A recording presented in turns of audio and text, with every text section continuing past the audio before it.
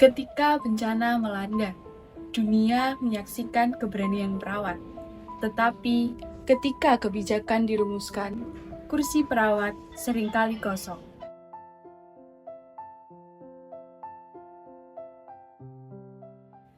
Assalamualaikum warahmatullahi wabarakatuh. Shalom, Om Swastiastu, Namo Buddhaya, salam kebajikan, salam sejahtera bagi kita semua.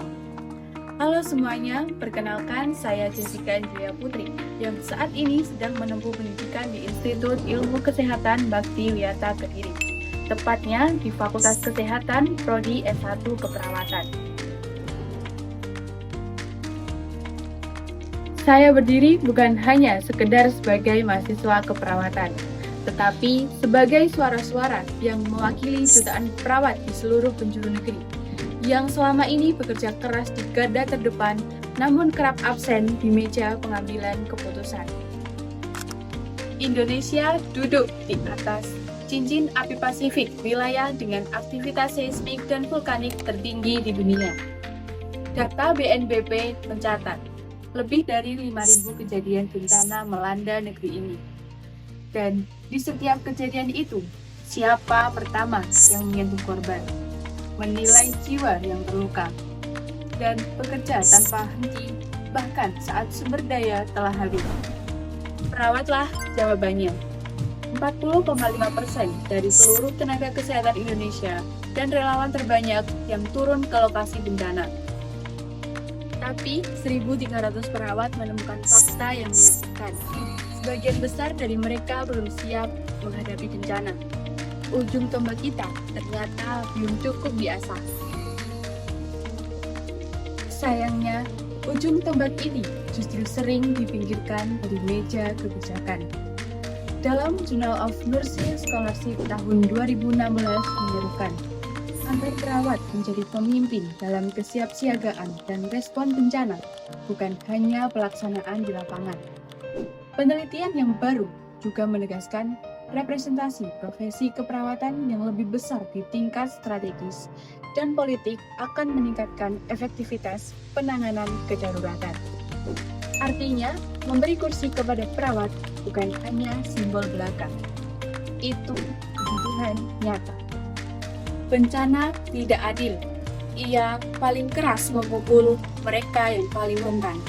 Lansia, penyandang disabilitas, ibu hamil. National Academies of Science menjelaskan, perawat yang memahami determinasi sosial kesehatan sangat bernilai dalam merancang kesiapsiagaan yang benar-benar menjangkau populasi rentan ini. Bukan sekedar menyelamatkan nyawa, tapi menyelamatkan semua nyawa tanpa terkecuali. Dunia sudah berubah, dan kesiapsiagaan bencana kita juga harus berubah. Sebuah tinjauan besar terhadap 24 studi internasional menunjukkan kemajuan teknologi serta penelitian dan pengembangan adalah salah satu dari 9 pilar utama penguatan keperawatan bencana. Sistem peringatan dini, data digital, pelatihan berbasis simulasi, serta ini bukan pelengkap, ini kebutuhan. Lalu apa yang harus kita lakukan? Ada 3 langkah konkret yang harus diperjuangkan. Yang pertama, advokasi pelibatan keperawatan secara formal dalam tim penyusunan kebijakan manajemen bencana di setiap jenjang, mulai dari Komite Keselamatan Rumah Sakit hingga Badan Nasional Penanggulangan Bencana. Yang kedua, penguatan pendidikan keperawatan bencana yang tidak hanya berorientasi klinis, tetapi juga melatih mahasiswa keperawatan menjadi kebijakan dan advokat publik. Yang ketiga, membangun riset keperawatan bencana yang sistematis, karena kebijakan yang kuat lahir dari data yang kuat, dan data yang kuat lahir dari peneliti yang terstruktur. Florence Nightingale tidak hanya merawat prajurit yang terluka, ia mengubah sistem kesehatan lewat data, laporan, dan keberanian mengambil sikap. Kini, giliran kita melanjutkan jejak itu. Kita adalah ujung tombak yang menuntut untuk didengar. Kita adalah suara tangguhan generasi baru. The Voice of Resilience. Indonesia yang tangguh dimulai dari perawat yang berani.